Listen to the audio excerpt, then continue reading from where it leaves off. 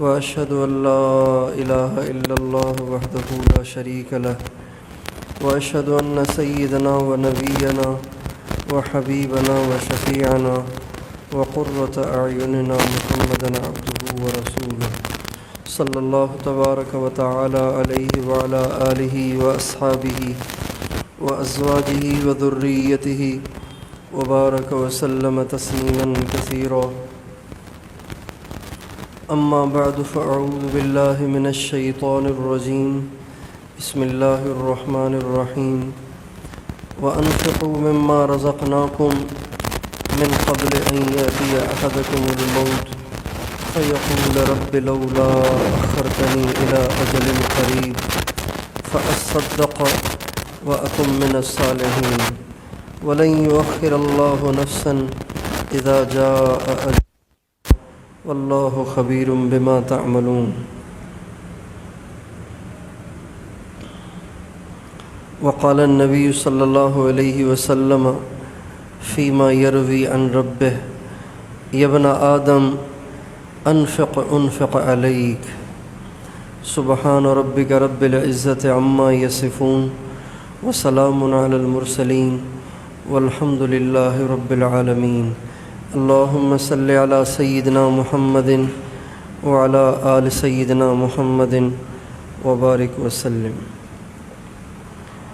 میرے محترم بھائیوں اور دوستو، اس وقت پورا ملک ایک بہت بڑی مصیبت سے دوچار ہے۔ اللہ تعالیٰ کی ناراضگی کے آثار بالکل واضح ہر طرف نظر آ رہے ہیں، اور اللہ تعالیٰ کا ناراض ہونا بہت خطرناک ہے، اور اس کا بہت بڑا نقصان ہے۔ لیکن اس سے زیادہ پریشان کن بات یہ ہے کہ اللہ تعالیٰ کی ناراضگی کے آثار واضح ہو گئے، ہر طرف اس کا مشاہدہ ہو رہا ہے، لیکن ہم اس سے لاپرواہ ہیں، اور اللہ تعالیٰ کی طرف جس درجے کا رجوع ہونا چاہیے اور جس درجے میں ہمیں اللہ تعالیٰ کے سامنے جھکنا اور گڑ گڑانا اور رونا چاہیے، اس میں بہت کمی ہے، اور یہ کیفیت بہت نقصان دہ ہے۔ یہ کیفیت بہت نقصان دہ ہے۔ اللہ تعالیٰ حالات کس لیے بھیجتے ہیں؟ کیوں بھیجتے ہیں؟ کیا چاہتے ہیں؟ کیا اپنے دل کی بھڑاس نکالنا چاہتے ہیں؟ جیسے انسان کے ساتھ جب مستقل زیادتیاں ہوں تو پھر وہ غصے میں آ کے بہت کچھ کر بیٹھتا ہے، بہت کچھ کہہ بیٹھتا ہے، اور وہ اس لیے کہتا اور کرتا ہے کہ وہ اپنے غصے سے مغلوب ہو کر پھر اپنے اندر کی بھڑاس نکالتا ہے۔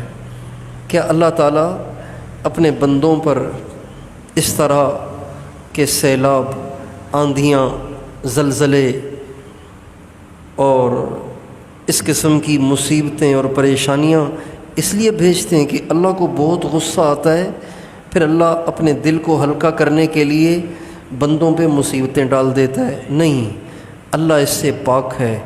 اللہ غصے سے مغلوب نہیں ہوتے۔ اللہ تعالیٰ غصے سے بھی پاک ہے۔ اللہ تعالیٰ غصے ہوتے ہی نہیں ہے۔ اللہ تعالیٰ غصے سے پاک ہے، اور جہاں کہیں قرآن پاک کے اندر اور احادیث کے اندر اللہ تعالیٰ کی طرف غصے کی نسبت کی گئی ہے تو علماء کرام فرماتے ہیں اس سے مراد وہ غصہ نہیں ہے جو انسانوں کو آتا ہے۔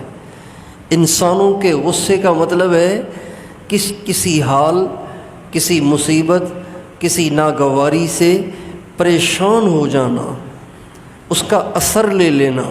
اللہ تو اثر لینے سے پاک ہے۔ اللہ تعالیٰ تو اثر لینے سے پاک ہے، اس کا مطلب یہ ہے اللہ تعالیٰ کے غصے کا مطلب یہ ہے کہ جب اللہ تعالیٰ کی نافرمانیاں ہوتی ہیں تو اس کا قانون ہے کہ وہ پھر پکڑتا بھی ہے، درگزر بھی کرتا ہے اور پکڑتا بھی ہے۔ تو اللہ تعالیٰ کی پکڑ والے کاموں کے کرنے کا نام اللہ کا غضب ہے۔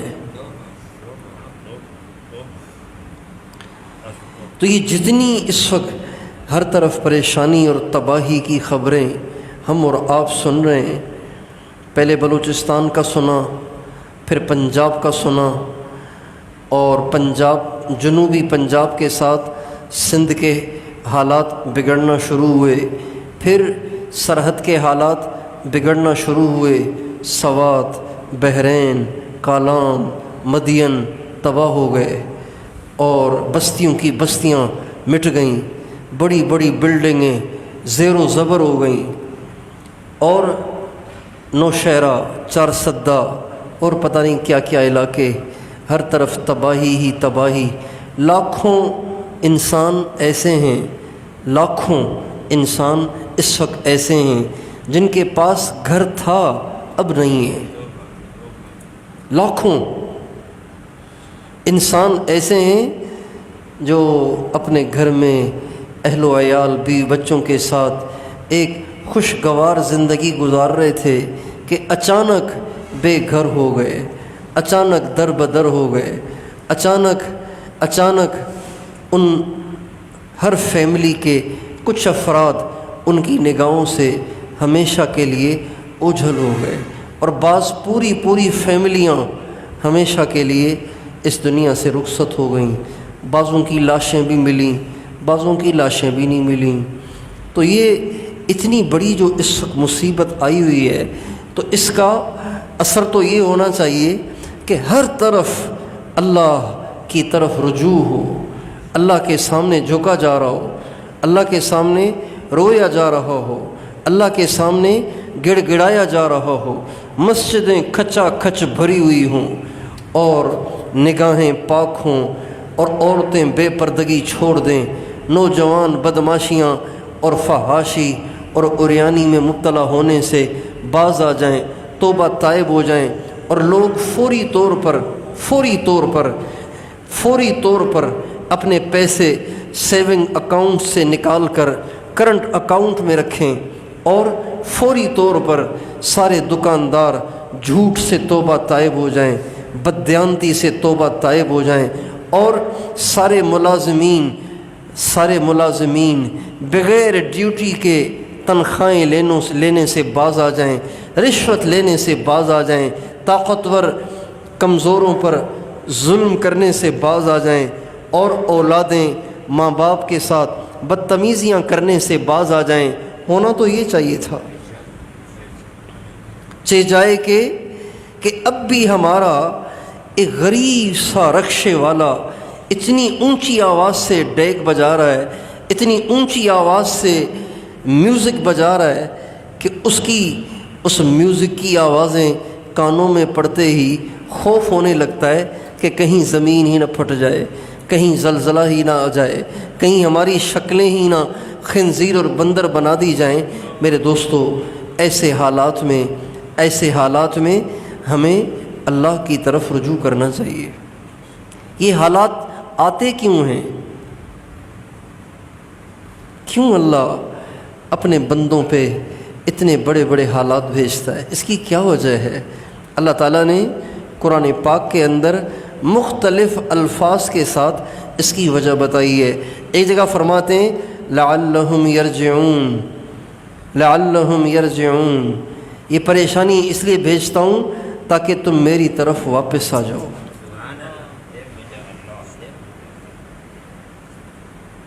اب دیکھنا یہ ہے کہ جہاں سیلاب آیا لوگ اللہ کی طرف لوٹے کہ نہیں لوٹے؟ جن کے گھر بہہ گئے وہ اللہ کی طرف لوٹے کہ نہیں لوٹے؟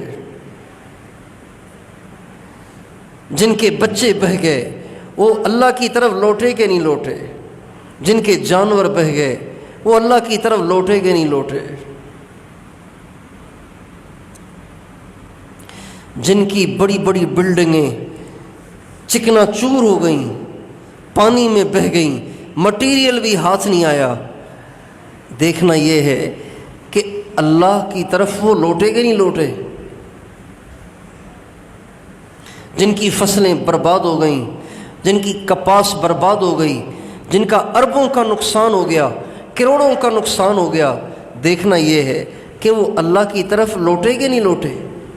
ایک جگہ اللہ تعالیٰ فرماتے ہیں لعلہم یرجعون، یہ سب کچھ اس لیے کرتا ہوں تاکہ تم میری طرف رجوع کرو، اور یہ جگہ فرماتے ہیں لعلہم یتضرعون، یہ اس لیے کرتا ہوں تاکہ تم میرے سامنے گڑ گڑاؤ، گڑ گڑاؤ،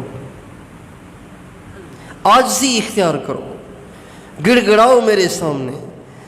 اب یہ دیکھنا ہے کہ ہم اللہ تعالیٰ کے سامنے گڑ گڑائے کہ نہیں گڑ گڑائے۔ ساری دنیا ٹی وی دیکھتی ہے، ساری دنیا ٹی وی دیکھتی ہے، دینداروں کے گھروں میں بھی ٹی ویاں لگی ہوئی ہیں، اور وہ کہتے ہیں ہم نے خبروں کے لیے رکھے ہوئے ہیں۔ یہ الگ عنوان ہے کہ خبریں سننے کے لیے ٹی وی گھر میں رکھنا جائز ہے یا ناجائز ہے؟ ناجائز ہے، ناجائز ہے، ناجائز ہے۔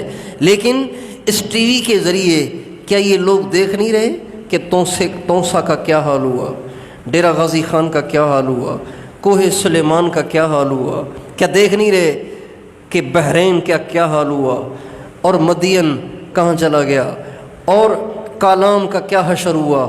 دیکھ نہیں رہے کہ نوشہرہ اتنا بڑا شہر، اس کا کیا حال ہو گیا، چار سدہ کا کیا حال ہو گیا، جنوبی پنجاب اور یہ جیکب آباد اور یہ کندھ کوٹ اور یہ شکارپور سے آگے کے علاقے اور یہ بلوچستان، کیا یہ دیکھ نہیں رہے؟ اس کے باوجود بھی تماشائی بن کے وہی کام کرنا جو پہلے کر رہے تھے، یہ کتنی بڑی ہٹ دھرمی ہے، اور یہ حرکت کتنی بڑی سزا کو دعوت دینے والی ہے۔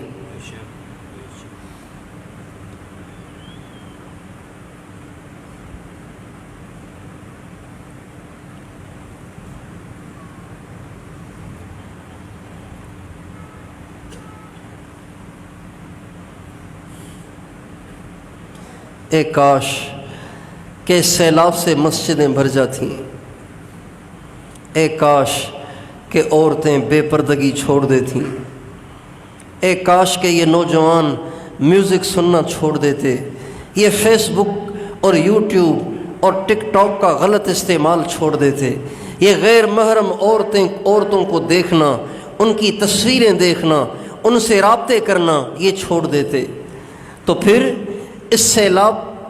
یہ سیلاب پھر نقصان نہیں تھا، پھر یہ نفع ہے۔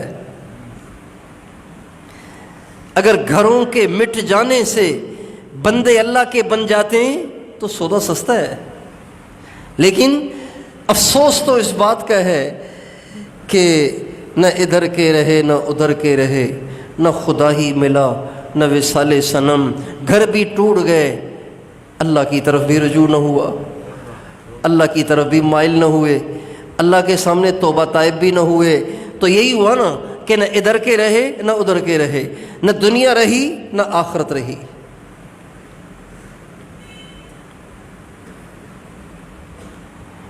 اس لیے یہ حالات اس لیے آ رہے ہیں کہ ہم اللہ تعالیٰ کی طرف اپنی توجہ کو بڑھائیں، روئیں، جھکیں، گڑ گڑائیں، عاجزی کریں، اور اس کے احکام کو توڑنے سے توبہ طائب ہو جائے۔ ہر وہ کام جس سے اللہ ناراض ہوتا ہے وہ اللہ پاک کے غصے اور غضب کو دعوت دیتا ہے۔ اللہ تعالیٰ قرآن پاک میں فرماتے ہیں میں کسی بستی کو ہلاک نہیں کرتا مگر اس وقت جب وہ ظالم ہو جائیں۔ یہ قرآن ہے یار، یہ قرآن ہے۔ میں کسی بستی کو ہلاک نہیں کرتا مگر اس وقت جب وہ ظالم ہو جائیں۔ جب وہ ظالم ہو جاتے ہیں، جب وہ ظالم ہو جاتے ہیں، جب وہ ظالم ہو جاتے ہیں، پھر میں ان کے ساتھ خود نمٹتا ہوں، ان کو آزمائشوں میں ڈالتا ہوں، ان کو مزید مصیبتوں میں ڈالتا ہوں، ان کو پریشانیوں میں ڈالتا ہوں، میرے دوستو سارا ملک اس وقت ڈوبا ہوا ہے، سارا ملک ڈوبا ہوا ہے، ہر طرف خوف اور ہراس کی سی کیفیت ہے، لیکن اللہ کی طرف رجوع نہیں ہے۔ یہ بہت خطرے کی بات ہے۔ اس لیے سب سے پہلا کام جو اس وقت میرے اور آپ کے کرنے کا ہے وہ کیا ہے؟ اللہ کی طرف رجوع کرنا، اللہ کے سامنے توبہ تائب ہونا، اللہ پاک سے معافی مانگنا۔ اور یہ ایک آدمی کے کرنے کا کام نہیں ہے کہ ہم چند آدمی بیٹھ کے یہاں رو دھو کے دعا کریں تو ساری دنیا کے مسلمانوں سے مصیبتیں ٹل جائیں۔ ایسے نہیں ہوتا۔ ایسی دعائیں تو بیت اللہ میں امت کے لیے پتہ نہیں کب سے ہو رہی ہیں۔ مسجد نبوی میں رمضان کے آخری عشرے میں لاکھوں کا مجمع ہوتا ہے، بیت اللہ شریف میں آخری عشرے میں لاکھوں کا مجمع ہوتا ہے۔ 27 کی شب کو 40-50 لاکھ آدمیوں کے ہاتھ اٹھے ہوتے ہیں اور کعبے کا امام رو رو کے دعائیں کر رہا ہوتا ہے، لیکن ان دعاؤں کا اثر نظر نہیں آتا، اس لیے کہ مانگنے والے 50 لاکھ ہیں، نافرمانیاں کرنے والے اربوں کی تعداد میں۔ 29 کی شب میں بیت اللہ شریف کے اندر 50 لاکھ کا مجمع، 40 لاکھ کا مجمع ایسے چیخ چیخ کے روتا ہے، ایسے چیخ چیخ کے روتا ہے کہ جس کا رونے کا پروگرام نہ ہو وہ بھی رو پڑتا ہے۔ لیکن ان دعاؤں کے آثار نظر نہیں آ رہے، اس لیے کہ مانگنے والے 50 لاکھ ہیں اور نافرمانیاں کرنے والے، ہر دھرم ہو کر زندگی گزارنے والے، بغاوت کی زندگی گزارنے والے کروڑوں میں ہیں، کروڑوں میں ہیں۔ حضرت ام سلمہ رضی اللہ عنہ، غالباً حضرت ام سلمہ رضی اللہ عنہ نے آپ علیہ السلام سے پوچھا انہلک وفینا الصالحون، یا رسول اللہ کیا ایسے ہو سکتا ہے کہ نیک لوگ ہوں پھر بھی ہم ہلاک ہو جائیں؟ نیک لوگ ہیں پھر بھی ہم ہلاک ہو جائیں؟ اور ہمیں ہاں، اذا کثر الخبث، جب نافرمانی کی تعداد بڑھ جائے گی، جب خباثت کی تعداد، نافرمانی کی تعداد بڑھ جائے گی، بے دینوں کی تعداد بڑھ جائے گی، تو پھر دینداروں کا دین اس کے نیچے دب جائے گا اور اللہ پاک کی طرف سے عذاب آئے گا، تو اس میں دیندار بھی آ جائیں گے اور بے دین بھی آ جائیں گے۔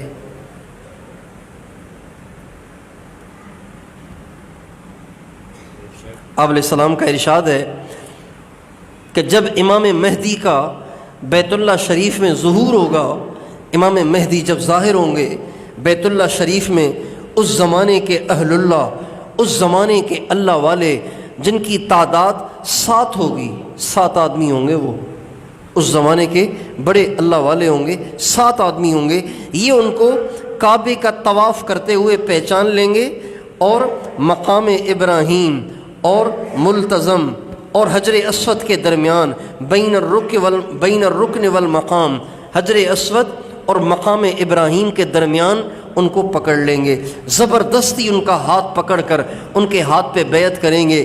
جب وہ بیعت کریں گے تو آسمان سے آواز آئے گی، ھذا خلیفۃ اللہ المہدی فاستمعوا لہ واطیعوا، یہ اللہ کا خلیفہ مہدی ہے، لہٰذا جو یہ کہتا جائے کرتے جاؤ اور اس کی اطاعت کرو۔ اور جب یہ معاملہ ہو جائے گا تو دیکھا دیکھی اور بہت سارے مسلمان آ جائیں گے اور ان کے ہاتھ پہ بیعت ہو جائیں گے۔ کچھ مسلمان ہوں گے لیکن ان کے منکر ہو جائیں گے۔ اس زمانے کا جو بادشاہ ہوگا، اس وقت جو بادشاہ ہوگا، وہ ان کی گرفتاری کے لیے اور ان کو شہید کرنے کے لیے اپنا لشکر بھیجے گا۔ جب وہ لشکر چلے گا مدینے سے مکے کی طرف چلے گا تو مقام بیدا، مدینے اور مکے کے درمیان ایک جگہ ہے بیدا، جب وہ لشکر ہزاروں کی تعداد میں ہوگا، جب وہ لشکر وہاں پہنچے گا تو مقام بیدا میں پہنچتے ہی وہ لشکر زمین میں دھنس جائے گا۔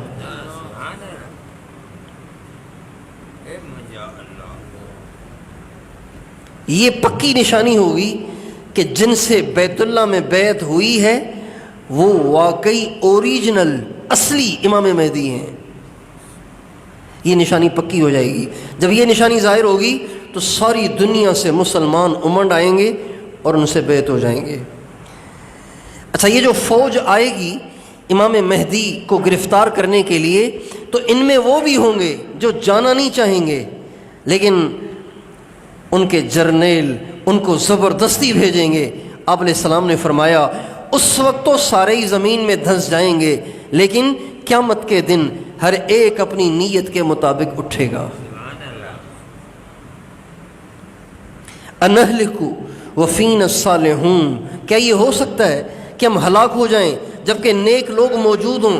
آپ نے فرمایا ہاں، اذا کثر الخبث، جب بے دین زیادہ ہوں اور دیندار ان میں تھوڑے ہوں، ان کی اکثریت ہو، ان کی اقلیت ہو، تو اللہ تعالیٰ کا عذاب آ سکتا ہے. اس لیے اس وقت سب سے بڑی ضرورت اس بات کی ہے کہ ہر مسلمان سے توبہ کرائی جائے. ہر مسلمان سے توبہ کرائی جائے.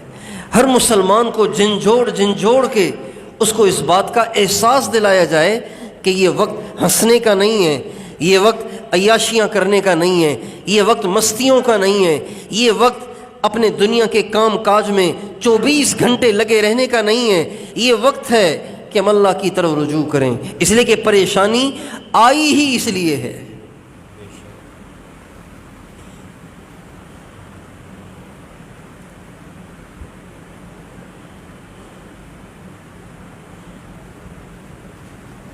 یہ اس وقت کی سب سے بڑی ضرورت ہے.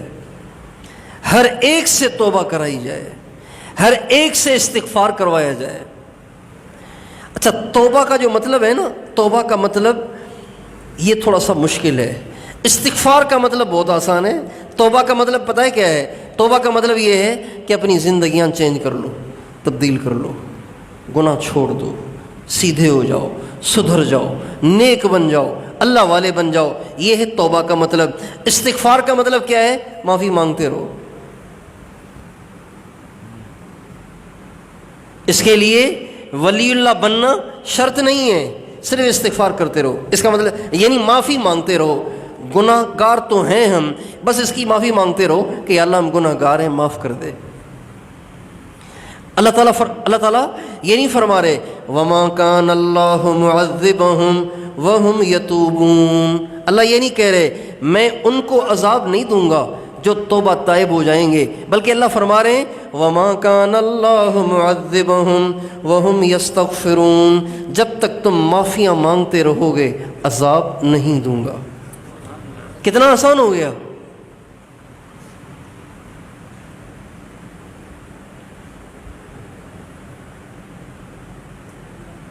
ہم سے گناہ چھوٹ نہیں رہے، استغفار تو کر سکتے ہیں نا، معافی تو مانگ سکتے ہیں نا.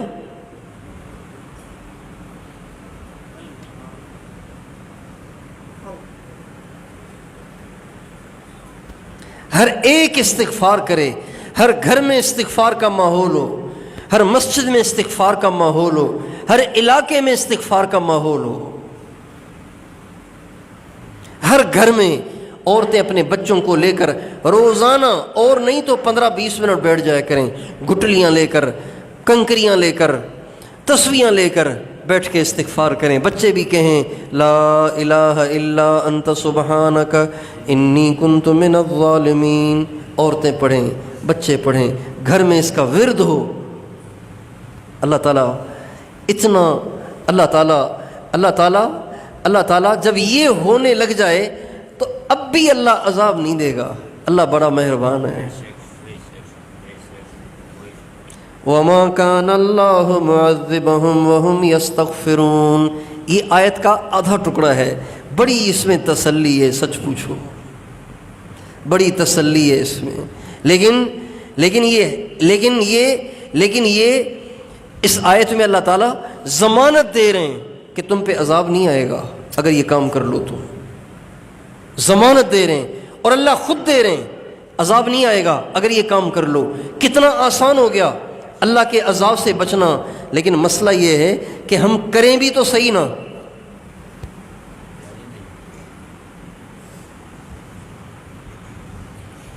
اللہ،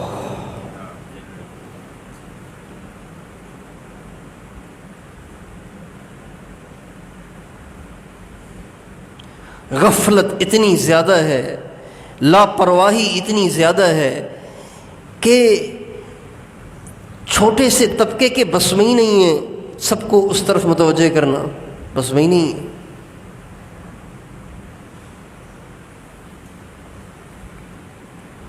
اس لیے اس وقت وہ آدمی جو اپنے اندر اوروں کا احساس رکھتا ہے، اپنے اندر اوروں کا درد رکھتا ہے، اپنے اندر اوروں کی ہمدردی رکھتا ہے، اوروں کی خیر خواہی رکھتا ہے، اس کے لیے بڑا کرب کا وقت ہے یہ، کرب، بے سکونی اور بے چینی اور بے قراری کا ایک موقع ہے کہ ادھر عذاب آ رہا ہے اور ادھر اگلے استغفار کے لیے بھی تیار نہیں ہیں۔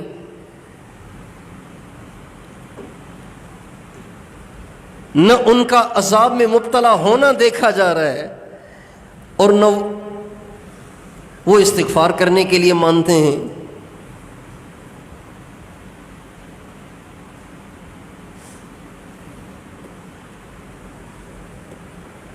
نہ اپنی دعاؤں سے عذاب کا ٹلنا نظر آ رہا ہے اور نہ اگلے استغفار کے لیے تیار ہیں، تو کتنا پریشان ہوگا وہ آدمی جو اپنے اندر اوروں کا احساس رکھتا ہو کہ یا اللہ جاؤں تو کہاں جاؤں، ادھر آپ غصے میں ہیں، ادھر تیرے بندے لاپرواہی اور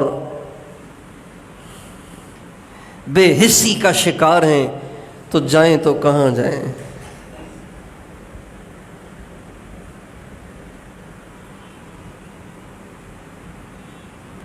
اس لیے ہمارے نبی فرماتے ہیں مثلی و مثلکم کمثل رجل اوقد نارا فجعلت الدواب والفراش يقعن فيها وانا آخذ بحجزكم وانتم تقحمون من يدي، میری مثال اور تمہاری مثال ایسی ہے جیسے ایک شخص نے آگ جلائی۔ جب آگ بھڑکنا شروع ہوئی اور اس کے شعلے اور اس کی روشنی پھیلنا شروع ہوئی تو اس کے شعلے اور روشنی کو دیکھ کے پروانے ادھر ادھر سے جمع ہو گئے۔ اب پروانہ جو ہوتا ہے، پروانہ وہ آگ کا، وہ روشنی کا عاشق ہوتا ہے۔ روشنی آگ سے بھی ملے نا تب بھی وہ اس کا عاشق ہوتا ہے، روشنی بلب سے ملے تو بھی ٹھیک ہے، روشنی آگ کے شعلے سے ملے اسے روشنی سے سروکار ہوتا ہے۔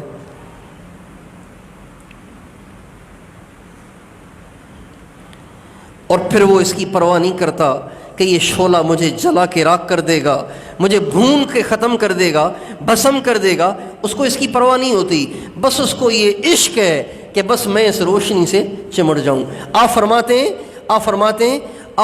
ہیں کہ میرا معاملہ بھی کچھ ایسے ہی ہے کہ اللہ تعالیٰ نے جہنم کی آگ جلائی ہے اور اس کے اسباب نافرمانیاں بتائے ہیں، گناہوں کو اس کے اسباب بتایا ہے۔ اب تم سارے کے سارے اللہ کی نافرمانیاں کر کے جہنم کی طرف بھاگے جا رہے ہو اور میں تمہاری کمر سے پکڑ کر تمہیں پیچھے کھینچ رہا ہوں، لیکن ہائے میری بے بسی کہ میں عاجز آ رہا ہوں، بے بس ہو رہا ہوں اور تم میرے ہاتھوں سے چھوٹے چلے جا رہے ہو۔ وَأَنْتُمْ تَقَحَّمُونَ مِنْ يَدِي وَأَنْتُمْ تَفَلَّتُونَ مِنْ يَدِي، اور تم میرے ہاتھوں سے چھوٹے چلے جا رہے ہو۔ تو اس وقت جو کیفیت ہے وہ بالکل یہی ہے کہ نہ انسان ماننے کو تیار ہیں اور اللہ کا قانون تو کوئی بدل نہیں سکتا۔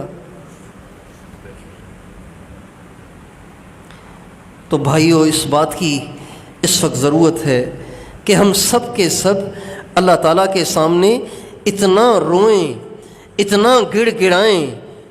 قانون تو یہی ہے کہ اکثریت کو اللہ دیکھے گا، اکثریت نیک ہے اچھے فیصلے آئیں گے، اکثریت بد ہے برے فیصلے آئیں گے، قانون تو یہی ہے۔ لیکن شاید کسی کا آنسو اللہ کو پسند آ جائے۔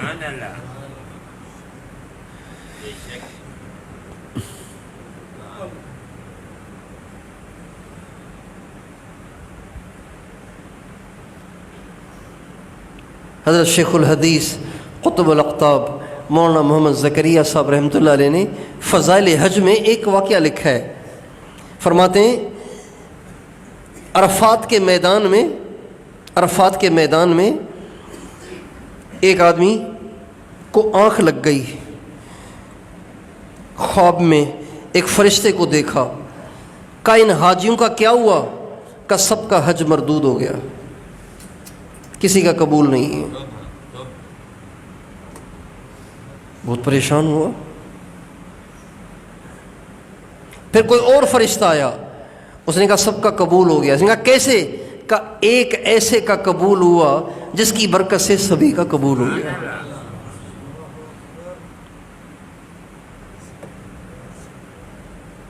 ایک کا قبول ہو گیا تھا۔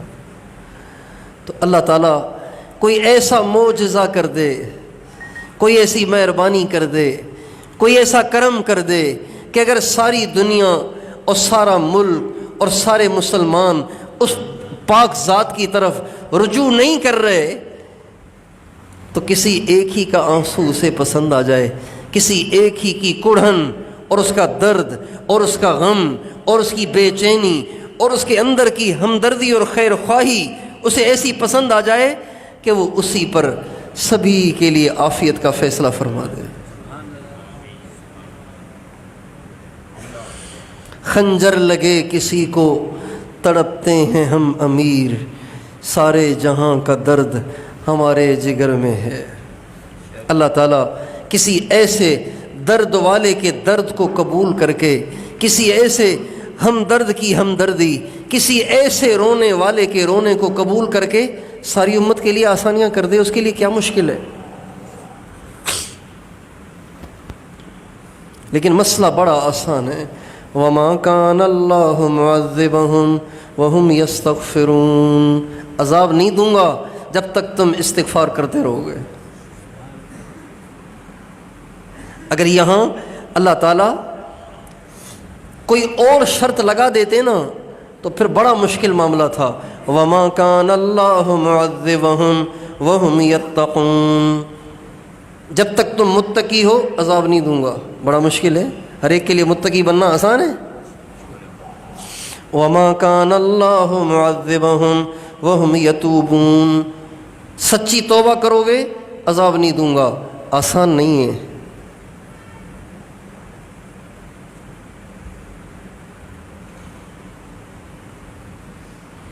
وَمَا كَانَ اللَّهُ مُعَذِّبَهُمْ وَهُمْ يَسْتَغْفِرُونَ، بس استغفار کرتے رہو عذاب ٹل جائے گا۔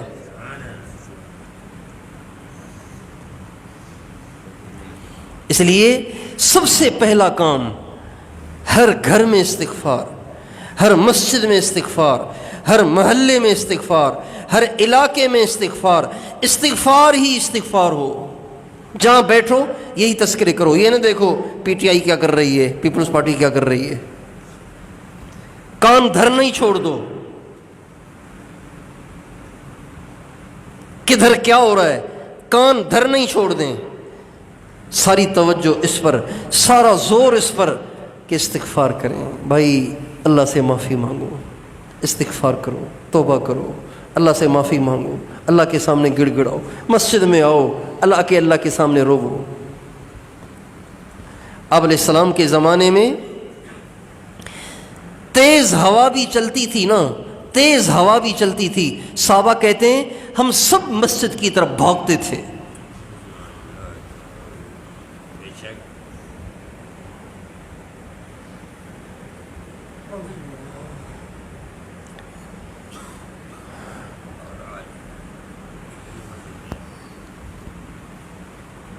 جیسے باہر کتے لڑنے لگ جائیں، کتے اگر لڑنے لگ جائیں تو چھوٹے بچے کیا کرتے ہیں؟ کہاں بھاگتے ہیں؟ گھر کی طرف بھاگتے ہیں نا، ڈر کے مارے گھر کی طرف بھاگتے ہیں۔ دیہاتی مثال دی ہے۔ اور بھی کوئی ایسی بات پیش آ جائے جس سے بچوں کو ڈر لگے تو وہ گھر کی طرف بھاگتے ہیں، مسلمان مسجد کی طرف بھاگتا ہے۔ ملا کی دوڑ مسجد تک نہیں ہے، مسلمان کی دوڑ مسجد کی طرف ہے۔ ملا کی دوڑ نہیں، مسلم کی دوڑ مسجد کی طرف ہوتی ہے۔ اور یہ کسی مسلم کا اپنا اختراع نہیں ہے، یہ کسی مسلمان کا اپنا شیوا نہیں ہے، یہ کوئی اس کی فطری عادت نہیں ہے، یہ اللہ کا حکم ہے۔ اللہ کہتے ہیں فَفِرُّوا إِلَى اللَّهِ، دوڑو اللہ کی طرف۔ فَفِرُّوا إِلَى اللَّهِ، فَفِرُّوا پتہ کسے کہتے ہیں؟ فَفِرُّوا کا ترجمہ دوڑنا بھی نہیں ہے، فر کا مطلب ہے کسی مصیبت تکلیف سے ڈر کر گھبرا کر دوڑ لگانا، اس کو کہتے ہیں فرار، اس کو کہتے ہیں فرار۔ ایک ہے ویسے ہی دوڑ لگانا، بھاگے بھاگے جا رہے ہیں گھر کی طرف، ٹائم زیادہ ہو گیا اس لیے دوڑ لگا کے جا رہے ہیں، اس کو فرار نہیں کہتے، اس کو فرار نہیں کہتے۔ فرار کہتے ہیں کسی سے گھبرا کر، کسی سے ڈر کر، کسی سے پریشان ہو کر دوسری طرف دوڑنا، پناہ پکڑنے کے لیے، پناہ پکڑنے کے لیے۔ اللہ کہتے ہیں فَفِرُّوا إِلَى اللَّهِ، فَفِرُّوا إِلَى اللَّهِ، اللہ کی طرف بھاگے بھاگے آ کر پناہ پکڑا کرو، اللہ پاک کی طرف پناہ پکڑو۔ سیلاب آ رہا ہے، اللہ کے ہاں پناہ پکڑو۔ بارشیں آ رہی ہیں، اللہ کی طرف پناہ پکڑو۔ زلزلہ آ رہا ہے، اللہ کی طرف پناہ پکڑو۔ بیماری آئی ہے، اللہ کی طرف دوڑو۔ مقروض ہو گئے، اللہ کی طرف دوڑو۔ بے روزگار ہیں، اللہ کی طرف دوڑو۔ اپنوں نے بے وفائی کی ہے، اللہ کی طرف دوڑو۔ پرایوں نے ستایا ہے، اللہ کی طرف دوڑو۔ ہر حال میں، ہر مصیبت میں کس کی طرف دوڑو؟ فَفِرُّوا إِلَى اللَّهِ إِنِّي لَكُم مِّنْهُ نَذِيرٌ مُّبِينٌ، دوڑو اللہ کی طرف اور اللہ کے ہاں پناہ پکڑو۔ اللہ سے اچھی پناہ گاہ کسی کی نہیں ہے۔ ہمارے نبی جب رات کو سوتے تھے، آپ علیہ السلام جب رات کو بستر پہ تشریف لاتے تھے، حدیث میں آتا ہے کان اذا اوا الی فراشہ، جب آپ علیہ السلام اپنے بستر پر تشریف لاتے تھے تو ایک دعا مانگتے تھے، اللہم اسلمت نفسی الیک ووجہت وجہی الیک وفوضت امری الیک والجأت ظہری الیک رغبتا ورہبتا الیک، اے اللہ میں اپنے آپ کو تیرے حوالے کر رہا ہوں اور میں اپنے آپ کو تیری طرف متوجہ کرتا ہوں، میں اپنے سارے معاملات تیرے سپرد کرتا ہوں، اور اللہ تو ہی میرا سہارا ہے۔ وَأَلْجَأْتُ ظَهْرِي إِلَيْكَ، میں تجھ پہ سہارا لیتا ہوں، رغبتاً ورہبتاً إِلَيْكَ، اللہ پیار بھی تجھی سے کرتا ہوں اور ڈرتا بھی تجھی سے ہوں۔ لا ملجأ ولا منجا منک الا إِلَيْكَ، تو ہی بتا تیرے سوا کون سی پناہ گاہ ہے، تیرے سوا کون سی نجات کی جگہ ہے جس کو میں جا کر پکڑوں اور جہاں جا کر پناہ حاصل کروں۔ لا ملجأ ولا منجا منک الا الیک، تیرے سوا کوئی بچنے کی جگہ ہے ہی نہیں۔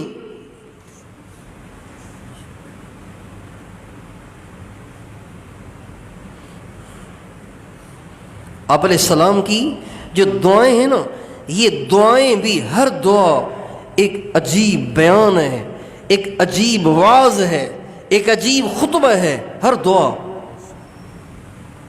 یہ دعائیں ہمیں ترجمے کو پڑھ پڑھ کر، اس کو سمجھ کر ان دعاؤں کو عربی ہی میں اللہ سے مانگنا چاہیے۔ ملا علی قاری رحمۃ اللہ علیہ نے ایک کتاب لکھی ہے الحزب الاعظم، الحزب الاعظم والورد الافخم، آپ علیہ السلام کی دعاؤں کا مجموعہ ہے۔ آپ علیہ السلام نے اپنی زندگی میں جو جو چیزیں اللہ سے مانگی ہیں انہوں نے اس کو جمع کیا ہے، اور اس کا ترجمہ بھی حضرت مولانا بدر عالم میرٹھی رحمۃ اللہ علیہ نے لکھا ہے۔ یہ کتاب ہمارے پاس ہونی چاہیے، اتنی سی پتلی سی کتاب ہے، یہ ہمارے پاس ہونی چاہیے۔ وہ دعائیں ہم پڑھیں اور ان دعاؤں کے ترجمے یاد کریں اور وہ دعائیں یاد کر کے تنہائی میں اللہ تعالیٰ سے اس کو مانگا کرے۔ جس امت مسلمہ کو قیامت تک جتنے مسائل اجتماعی یا انفرادی پیش آنے تھے وہ سب اللہ کے نبی نے اللہ سے مانگے ہیں۔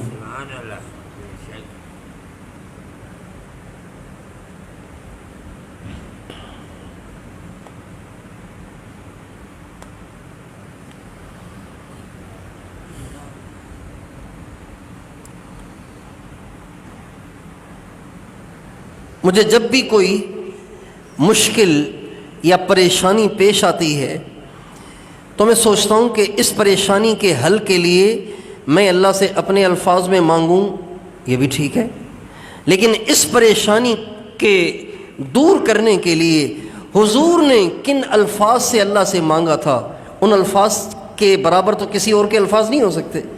حضرت مولانا الیاس صاحب رحمۃ اللہ علیہ فرماتے تھے حضور اکرم صلی اللہ علیہ وسلم کی جو دعائیں ہیں انہوں نے قبولیت کے راستے دیکھے ہوئے ہیں، کہاں سے اللہ کی طرف جانا ہے انہوں نے راستے دیکھے ہوئے ہیں، اس لیے دعائیں مانگنے میں نبی پاک علیہ السلام کے الفاظ ہی کے ذریعے سے اگر دعا کی جائے تو اس سے دعا زیادہ قبول ہوتی ہے۔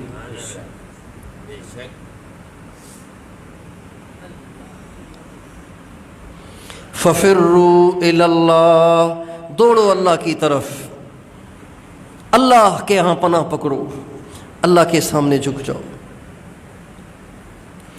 تو اس وقت کی سب سے بڑی ضرورت ہے کہ ہم اللہ کے سامنے جھکیں، توبہ طائب ہو جائیں، جہاں جہاں اللہ کی نافرمانیاں ہو رہی ہیں ان سے توبہ کریں۔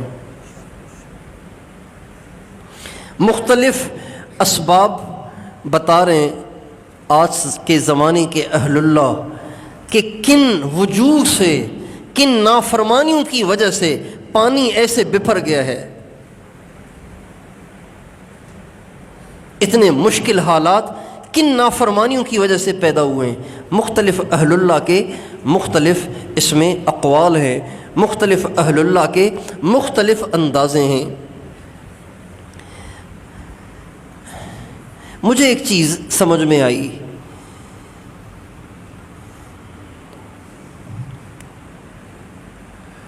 جو میں آپ کے سامنے رکھتا ہوں، غلط بھی ہو سکتی ہے،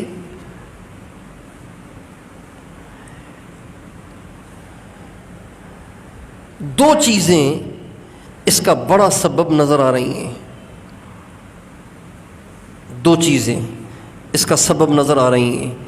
پانی کا ایسے بے لگام ہو کر بستیوں میں گھسنا اور بستیوں کو صفحہ ہستی سے مٹا دینا، ایسے خوفناک طریقے سے موجوں کا چڑھ آنا، یہ انداز بتا رہا ہے، یہ انداز بتا رہا ہے کہ یہ پانی نہیں ہے، یہ فوج ہے، یہ کوئی فوج ہے جو چڑھ آتی ہے۔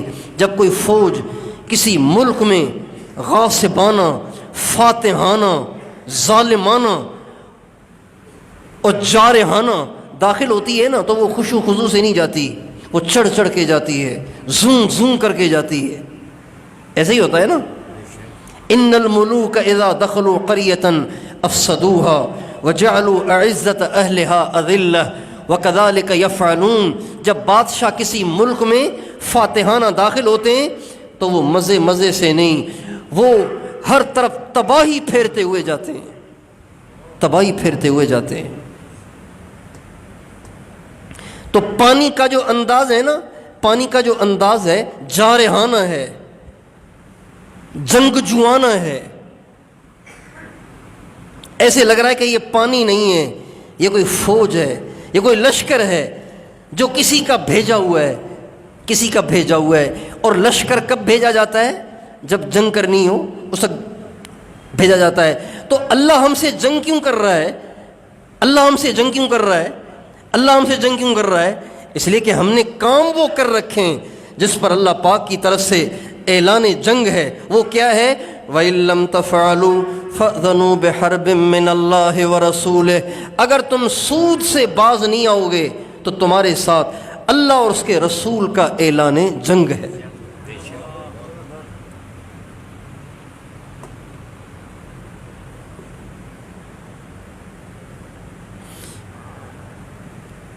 شرعی کونسل نے ایک فیصلہ دے دیا ہے پاکستان سے سود ختم ہونا چاہیے. اب کبھی اسٹیٹ بینک پہنچ جاتی ہے, کبھی حبیب بینک پہنچ جاتی ہے, کبھی کوئی پہنچ جاتا ہے, کبھی کوئی پہنچ جاتا ہے. اور ہماری عوام ایسی بے حس ہے کہ اتنی ساری باتوں کے سننے کے باوجود بھی اب بھی ان بینکوں سے اپنے پیسے نہیں نکال رہے, اب بھی اپنے سیونگ اکاؤنٹ ختم نہیں کر رہے, اب بھی یہ پیسے والے غریبوں کو پیسے دیتے ہوئے سود لینا نہیں چھوڑ رہے. اب بھی یہ بڑے بڑے ملوں کے آنر, ملوں کے مالک اور کارخانوں کے مالک اور بڑے بڑے بزنس کرنے والے بزنس مین اب بھی ان بینکوں سے لون لینا نہیں چھوڑ رہے. جب ہم نہیں چھوڑ رہے تو اللہ کی طرف سے اعلان جنگ ہو گیا ہے, اور جب اعلان جنگ ہو گیا ہے تو ہم جیت کے دکھائیں. کوئی ہے جو اس سیلاب کا بند باندھ دے, کوئی ہے جو اس سیلاب کے سامنے کھڑا ہو جائے. بڑی بڑی بلڈنگیں اس کے سامنے زیر و زبر ہو گئیں, چکنا چور ہو گئیں, پاپڑ کی طرح چکنا چور ہو گئیں, ٹکڑے ٹکڑے ہو گئیں, اور اس کے سامنے ٹھہر نہ سکیں. ان موجوں کو تو ویڈیو میں دیکھ کے ڈر لگ رہا ہے, جو وہاں ہوں گے ان کا کیا حشر ہوگا.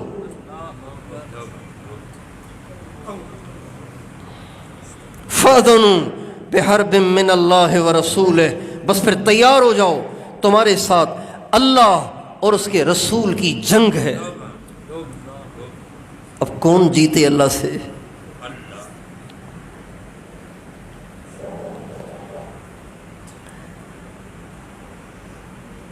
ایک تو یہ سبب سمجھ میں آتا ہے, اور دوسرا فحاشی, عریانی, زنا, بے حیائی, بے غیرتی اتنی عام ہو گئی ہے, اتنی عام ہو گئی ہے, اتنی عام ہو گئی ہے کہ باپ بھی اپنی بیٹی سے باز نہیں آ رہا, بھائی اپنی بہن سے باز نہیں آ رہا. یہ ہزاروں کارگزاریاں آپ کے ملک میں موجود ہیں. فحاشی نے ایسا عروج پکڑا ہے, بے حیائی نے, بے غیرتی نے ایسا عروج پکڑا ہے کہ اب یہ صفائی چاہتی ہے, اب یہ جھاڑو چاہتی ہے, اب یہ گندگی جھاڑو چاہتی ہے, اب یہ گندگی جھاڑو چاہتی ہے. اس لیے اگر ہم چاہتے ہیں کہ یہ عذاب ٹل جائیں اور یہ عذاب آئندہ کے لیے رک جائیں, تو ہم ان باتوں سے توبہ کریں جن سے اللہ ناراض ہوتا ہے. بے حیائی سے تو اللہ تعالیٰ کو اتنی نفرت ہے, اتنی نفرت ہے. اللہ تعالیٰ نے ایک بے حیا قوم کا واقعہ قرآن میں سنایا ہے, ایک بے حیا قوم کا واقعہ قرآن میں سنایا ہے. بے حیا قومیں بہت ہوئیں اور وہ ہلاک ہوئیں, برباد ہوئیں, لیکن اللہ تعالیٰ بے حیاؤں کا تذکرہ بھی پسند نہیں کرتے.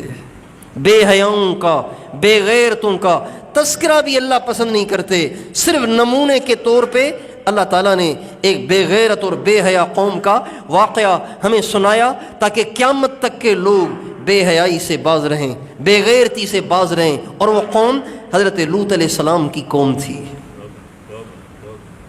لوط علیہ السلام نے ان کو بہت سمجھایا لیکن وہ باز ہی نہیں آتے تھے.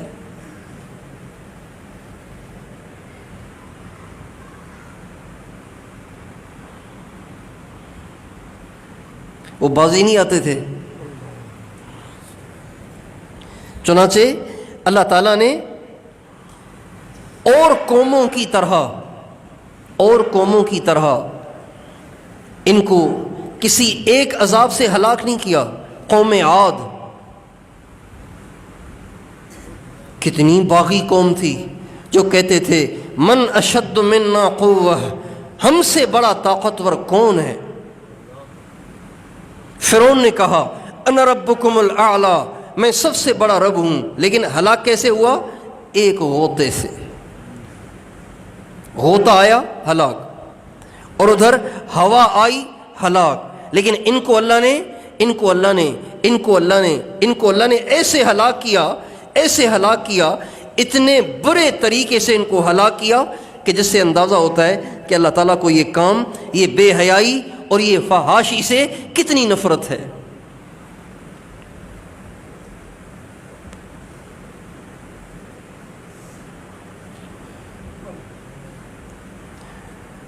اللہ تعالیٰ نے بستیوں کو ہلاک کرنے کے لیے ایک فرشتے کو اللہ بھیجتے تھے, ایک فرشتے کو بھیجتے تھے. قوم سمود کو ہلاک کرنے کے لیے ایک فرشتہ آیا، چیخ ماری، ساری قوم ہلاک ہو گئی، کلیجے پھٹ گئے۔ ان کو ہلاک کرنے کے لیے اللہ نے 4 فرشتے بھیجے، جبریل علیہ السلام، میکائیل علیہ السلام، اسرافیل علیہ السلام، اسرائیل علیہ السلام، 4 فرشتے اللہ نے بھیجے ان کو ہلاک کرنے کے لیے۔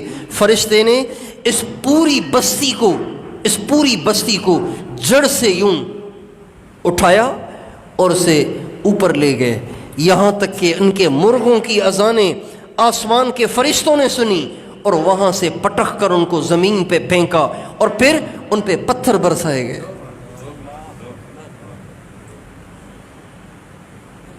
وَجَعَلْنَا عَالِيَهَا سَافِلَهَا وَأَمْطَرْنَا عَلَيْهَا حِجَارَةً مِّن سِجِّيلٍ، اوپر کو نیچے کر دیا اور نیچے کو اوپر کر دیا، اس کو تہو بالا کر کے تہس نہس کر دیا اور اوپر پتھر بھی برسا دیے، اور یہ بتا دیا کہ بے حیا نہ بننا، بے حیا نہ بننا، بے حیا نہ بننا، شرمگاہ کا استعمال غلط نہ کرنا، شرمگاہ کا استعمال غلط نہ کرنا۔ ہمارے نبی کا ارشاد ہے کہ اللہ تعالیٰ نے جہنم میں ایک تندور بنایا ہے۔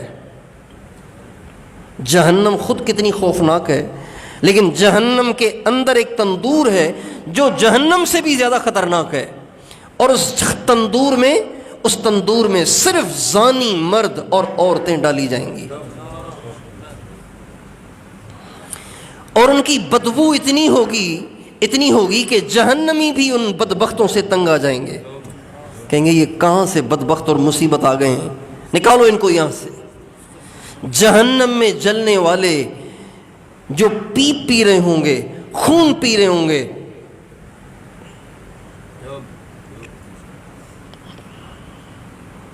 وہ بھی کہیں گے کہ ان کی بدبو سے ہم بڑے تنگ ہیں، اور وہ زانی مرد ہوں گے اور عورتیں ہوں گی۔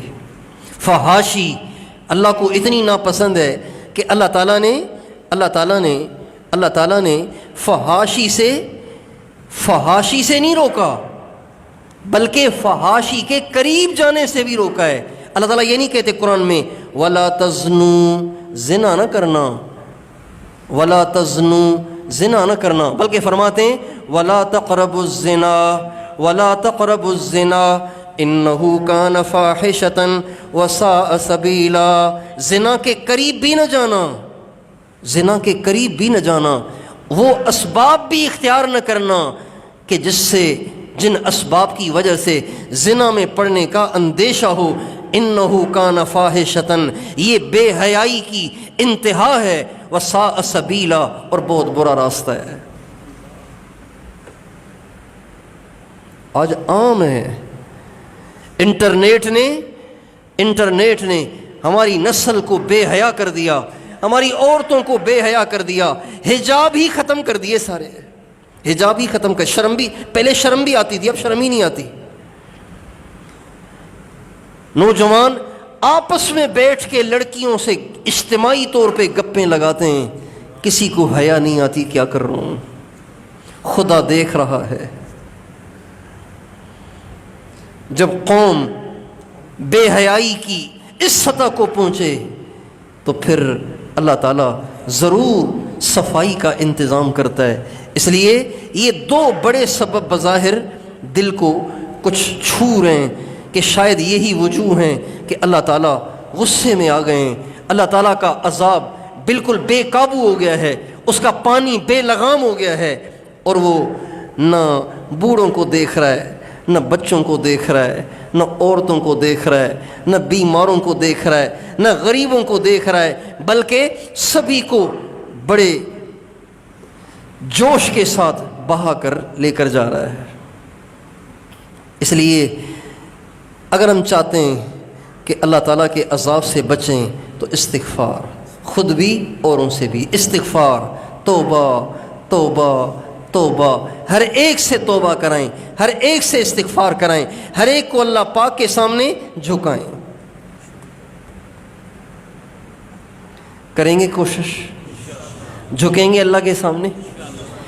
جو آپ بیٹھے ہیں کم از کم آپ میں سے ہر ایک کے گھر میں روزانہ استغفار کی مجلس قائم ہو، ایک وقت مقرر کر لیں، عورتیں بچے سارے بیٹھ کے آیت کریمہ پڑھیں۔ الحمدللہ ہم نے پچھلے ہفتے اپنے شہر میں ٹوٹی پھوٹی کوشش کی اور اللہ نے ہمیں اس کا اثر خود دکھایا۔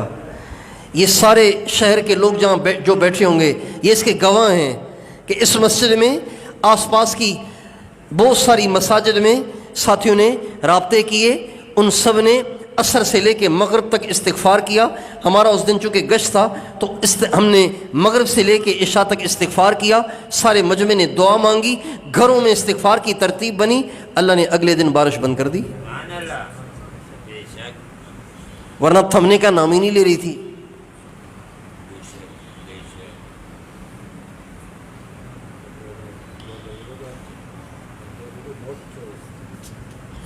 وَمَا كَانَ اللَّهُ مُعَذِّبَهُمْ وَهُمْ يَسْتَغْفِرُونَ، کتنی تسلی ہے اس میں۔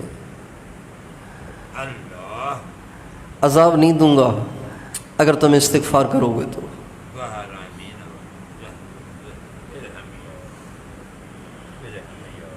ہم تو مائل بکرم ہیں، کوئی سائل ہی نہیں۔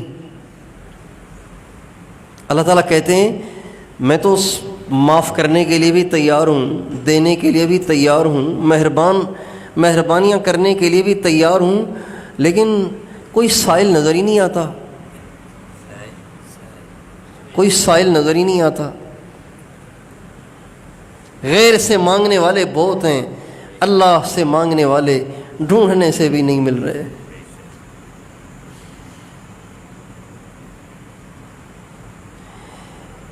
اس کی فضا بنا دیں ہم ہر طرف، استغفار توبہ استغفار توبہ، اور جہاں جہاں یہ پریشانی پیش آئی ہے وہاں تک ہم میں سے ہر ایک کی، امیروں کی بھی اور غریبوں کی بھی یہ ذمہ داری ہے کہ ہم ان کی امداد کریں، ان پہ خرچ کریں، ان کو کھانے کھلائیں، ان کو صاف پانی پلائیں، بیمار ہیں ان کی دوائیوں کا انتظام کریں، بے گھر ہو گئے ان کے لیے ٹینٹوں کا، گھروں کی تعمیر کا انتظام کریں، ان کے بچوں کے لیے کھانے پینے کا انتظام کریں۔ یہ ہم سب کی ذمہ داری بنتی ہے۔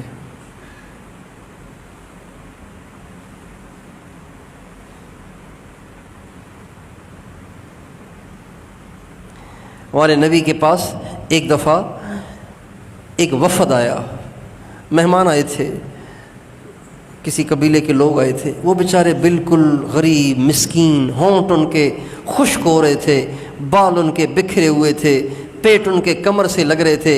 ہمارے نبی نے جب ان کا حال دیکھا آپ سے رہا نہیں کیا، آپ نے فرمایا سب کو جمع کرو۔ حضرت بلال نے آواز لگائی، سارا مدینہ اکٹھا ہو گیا، آپ نے قرآن پاک کی آیت پڑھی، یا ایھا الذین آمنوا اتقوا اللہ ولتنظر نفس ما قدمت لغد واتقوا اللہ۔ اے ایمان والو، اللہ سے ڈرو اور سوچو تم نے کل قیامت کے لیے کیا تیار کیا ہے، آخرت کے لیے کیا تیار کیا ہے۔ یہ کہہ کر ہمارے نبی نے اپنے صحابہ کو اللہ کے نام پہ غریبوں پہ خرچ کرنے کی ترغیب دی، اور صحابہ نے ان سب پہ خرچ کیا اور ان کے لیے ان کی ضرورتیں پوری کر دیں۔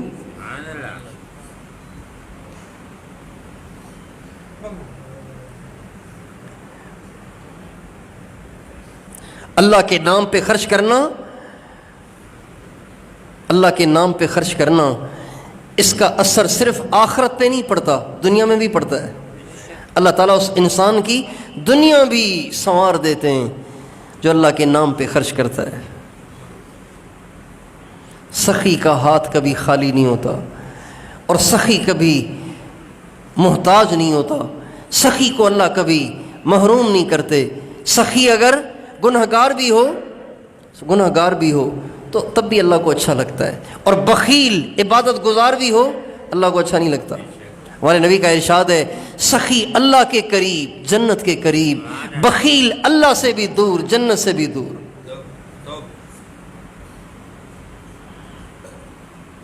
اللہ تعالیٰ فرماتے ہیں وَمَن يُوقَ شُحَّ نَفْسِهِ فَأُولَٰئِكَ هُمُ الْمُفْلِحُونَ، جس کا بخل ختم ہو جائے یہ لوگ کامیاب ہیں۔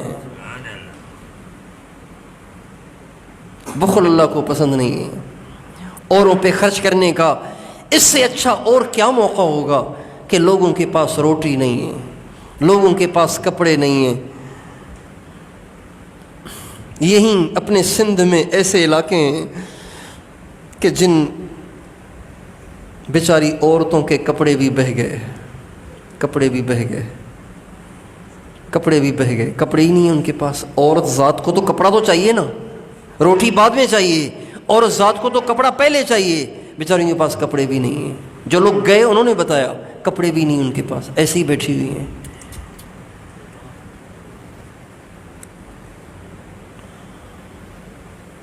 آپ سب سے درخواست ہے، بہت ہمارے مدارس کی تنظیمیں،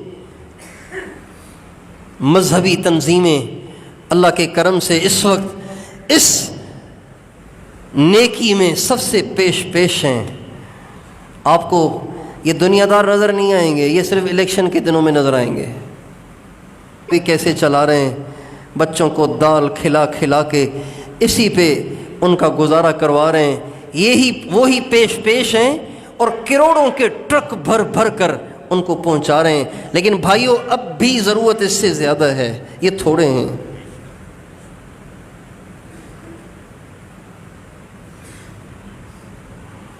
لوگ سمجھتے ہیں کہ یہ مولوی ہی ترقی کی راہوں میں رکاوٹ ہیں، لیکن یہ نادان نہیں سمجھتے کہ ان مولویوں کی وجہ سے دنیا باقی ہے۔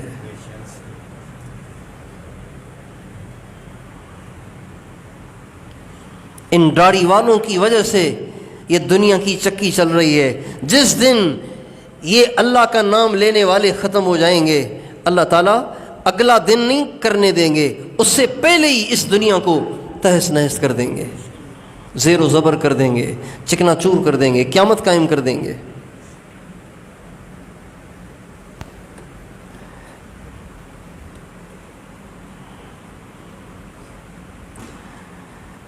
یہی وہ طبقہ ہے، یہی وہ طبقہ ہے، یہی وہ طبقہ ہے جو اپنے اندر انسانیت کا درد رکھتا ہے، انسانیت کی ہمدردی رکھتا ہے۔ جس کے دل میں اللہ کا خوف ہوگا وہی اگلے کا ہمدرد ہوگا نا۔ جس کے دل میں خدا کا خوف ہی نہ ہو وہ تو کھا جائے گا آپ کو، خون چوس لے گا آپ کو، آپ کا خون چوس لے گا آپ کا۔ وہ جس کے دل میں خدا کا خوف ہوگا وہ روئے گا آپ کے لیے۔ حضرت عمر فرماتے تھے اگر دریائے دجلہ، عراق میں ہیں، دریائے دجلہ، دریائے فرات کے کنارے ایک کتا بھی پیاسا مر گیا تو عمر پکڑا جائے گا۔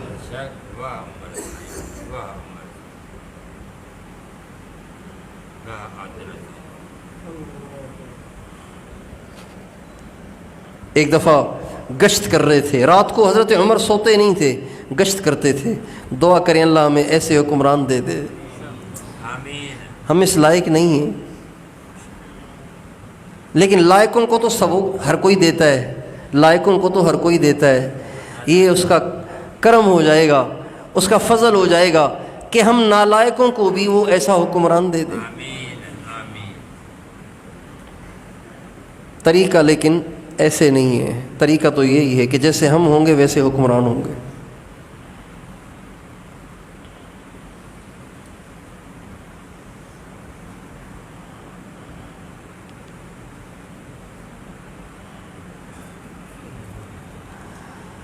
گشت کر رہے تھے تو گشت کرتے ہوئے ایک جگہ کہیں آگ جلتی ہوئی نظر آئی، بڑھ کے آگے گئے تو دیکھا کہ ایک بدو ہے وہ بیٹھا ہوا ہے۔ کہ کیا ہوا؟ کہ مسافر ہوں، مسافر ہوں۔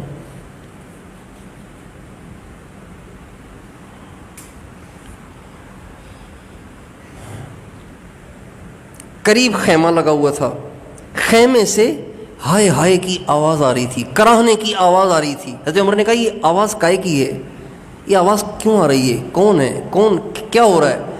کہنے لگے اہلیہ ہے، ولادت کا وقت قریب ہے، ڈیلیوری کا وقت قریب ہے، اس لیے درد ہو رہا ہے تو وہ چیخ رہی ہے۔ تو فرمانے لگے کوئی اندر عورت بھی ہے؟ کہا نہیں عورت تو کوئی نہیں، وہ اکیلی ہے۔ تو ولادت کے لیے تو عورت کا ہونا ضروری ہے نا، بہت ضروری ہے۔ حضرت عمر بھاگے گئے اور جا کے اپنی اہلیہ سے کہا ایک جنت کا سامان لے کے آیا ہوں، جنت کمانے کا ایک ذریعہ لے کے آیا ہوں، تیار ہو؟ کا کیا؟ کا ایک بدو ہے، دیہاتی ہے، پتہ نہیں کہاں سے دور دراز سے آیا ہے، اس کی بیوی کے پاس کوئی نہیں ہے اور ڈلیوری کا وقت قریب ہے، تو چل کے اس کی خدمت کر، تجھے جنت ملے گی۔ تو وہ تیار ہو گئیں، اور وہ پتہ ہے کون تھیں؟ وہ پتہ ہے کون تھیں؟ یہ حضرت فاطمۃ الزہرا کی بیٹی، یہ حضرت علی شیر خدا کی بیٹی، اور یہ امام حسن اور حسین کی بہن حضرت ام کلثوم تھیں۔ سبحان اللہ، بے شک بادشاہ کی بیوی بدو کی خدمت کرنے کے لیے تیار ہو گئی۔ حضرت عمر نے فرمایا جو سامان چاہیے ہوتا ہے وہ سارا ساتھ لے لو۔ حضرت عمر نے کچھ کھانے پینے کا سامان لے لیا، کھانے پینے کا سامان لے لیا۔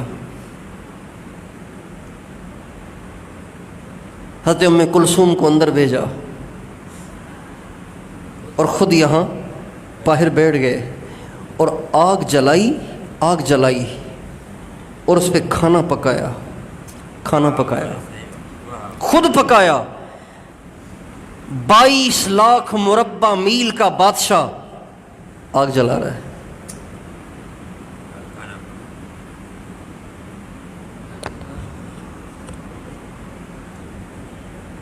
پتہ نہیں کیوں لوگوں کو مولوی اچھے نہیں لگتے، سمجھ سے باہر ہے۔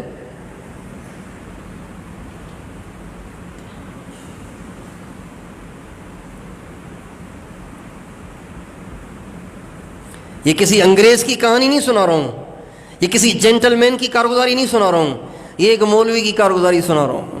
حضرت عمر مولوی ہے نا،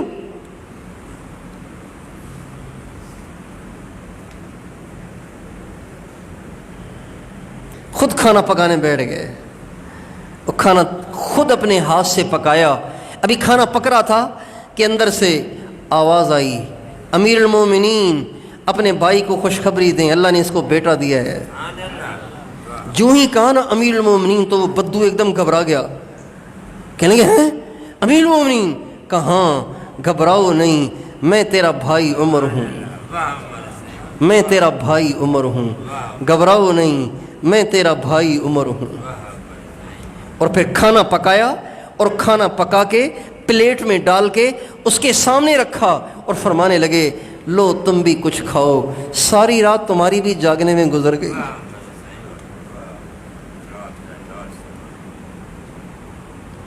غریبوں کے کام آنا، محتاجوں کے کام آنا، بھوکوں کو کھانا کھلانا، پیاسوں کو پانی پلانا، یہ اللہ تعالیٰ کے قریب ہونے کا سب سے مختصر راستہ ہے۔ حضرت پیران پیر،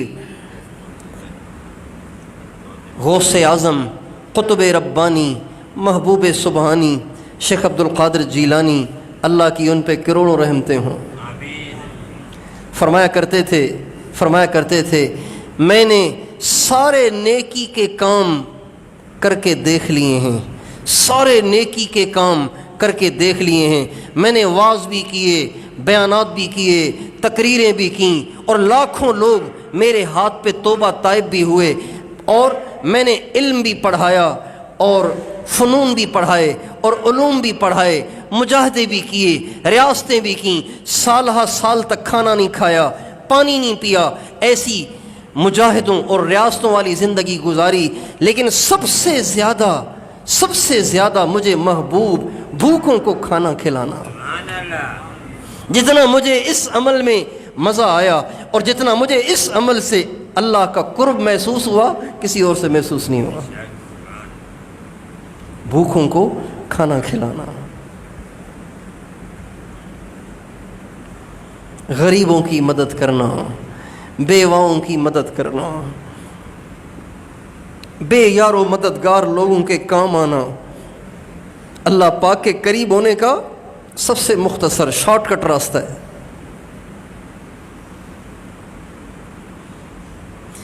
اس وقت لاکھوں آپ کو بے گھر مل جائیں گے، لاکھوں بے بس اور مجبور مل جائیں گے، لاکھوں بھوکے بچے اور عورتیں اور مرد مل جائیں گے۔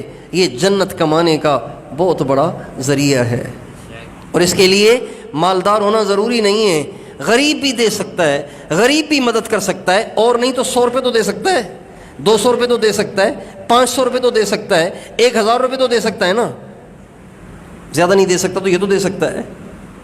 اور اللہ تعالیٰ کی طرف سے حکم بھی بندے کو اتنا ہی ہے جتنا وہ کر سکتا ہے۔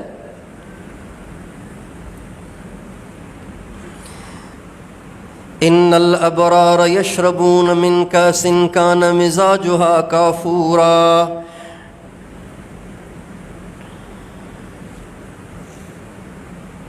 اللہ سورۃ الدہر۔ اللہ تعالیٰ ان آیات میں اللہ کے نام پہ خرچ کرنے والے اور بھوکھوں کو کھلانے والوں کے انعامات سنا رہے ہیں۔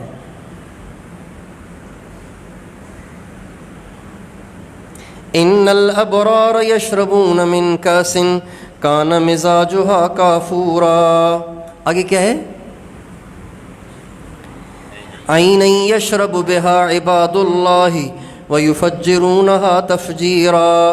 آگے کیا ہے؟ یوفون بالنذر ویخافون یوما کان شرہ مستطیرا ویطعمون الطعام علی حبہ مسکینا ویتیما واسیرا انما نطعمکم لوجہ اللہ لا نرید منکم جزاء ولا شکورا انا نخاف من ربنا یوما عبوسا قمطریرا فوقاهم اللہ شر ذلک اليوم ولقاهم نضرة وسرورا۔ آگے کیا ہے؟ وجزاهم بما صبروا جنة وحريرا متكئين فيها على الأرائك لا يرون فيها شمسا ولا زمهريرا۔ یہ سارے انعامات ان لوگوں کے ہیں جو غریبوں کو کھلاتے ہیں۔ وَيُطْعِمُونَ الطَّعَامَ عَلَى حُبِّهِ مِسْكِينًا وَيَتِيمًا وَأَسِيرًا۔ یہ جو غریب صدقہ کرتے ہیں نا ان کے بارے میں وَيُطْعِمُونَ الطَّعَامَ عَلَى حُبِّهِ، یہ کھانا کھلاتے ہیں جبکہ خود بھی کھانے کے محتاج ہوتے ہیں۔ عَلَى حُبِّهِ، خود بھی کھانے کی ان کو طلب ہوتی ہے، مگر پھر بھی یہ یتیموں کو کھلاتے ہیں، قیدیوں کو کھلاتے ہیں اور مسکینوں کو کھلاتے ہیں، اللہ کے لیے کھلاتے ہیں۔ فوقاهم اللہ شر ذلک اليوم ونقاهم نضرة وسرورا۔ اللہ تعالیٰ اس کے عوض میں ان کو قیامت کی پکڑ سے بچائے گا، قیامت کی پریشانی سے بچائے گا اور ان کے چہروں کو سرسبز و شاداب کر دے گا۔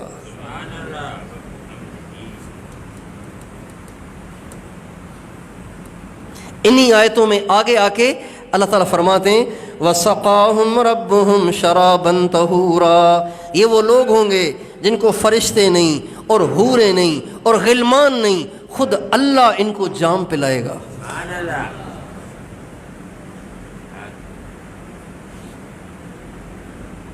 یہ وقت ہے خرچ کرنے کا، یہ وقت ہے خرچ کرنے کا۔ بہت ساری دینی تنظیمیں اس کی کوشش کر رہی ہیں، محنت کر رہی ہیں۔ آپ سب کے سب اس کی کوشش کریں، 100 روپے ہی بھیج دیں ان کو کہ ابھی ہمارا بھی کسی کو کھلا دینا، کوئی ٹینٹ میں حصہ ڈال دینا، کوئی کھانے میں حصہ ڈال دینا، کوئی کپڑوں میں حصہ ڈال دینا، کوئی ماچس میں ہی حصہ ڈال دینا۔ تیار ہیں؟ کریں گے ان کی مدد، سب مدد کریں گے نا ان کی۔ من نفس عن مؤمن کربتاً نفس اللہ عنہ کربتاً من کرب یوم القیامہ۔